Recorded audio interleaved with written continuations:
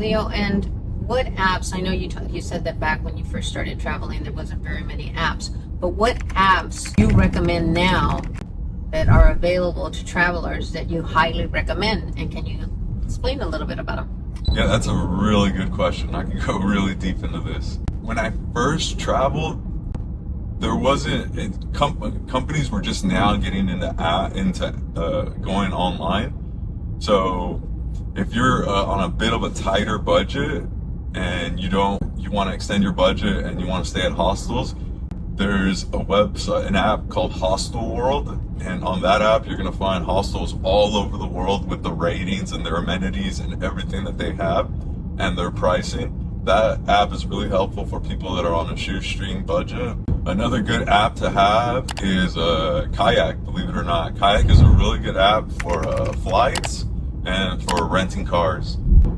The good thing about Kayak, I feel like a lot of the companies that they work with in countries are notable countries, they're trustworthy ones, and it's a good transaction all the way around. So Kayak's a really good one, again, for renting cars and for flights.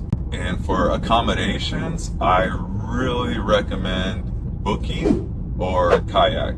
Booking has a bigger variety, and Kayak, I think, is better because you're going to find more hotels and you can filter them a lot. You can filter them as like breakfast included, parking on site, which to me are two very important things to have when you're traveling.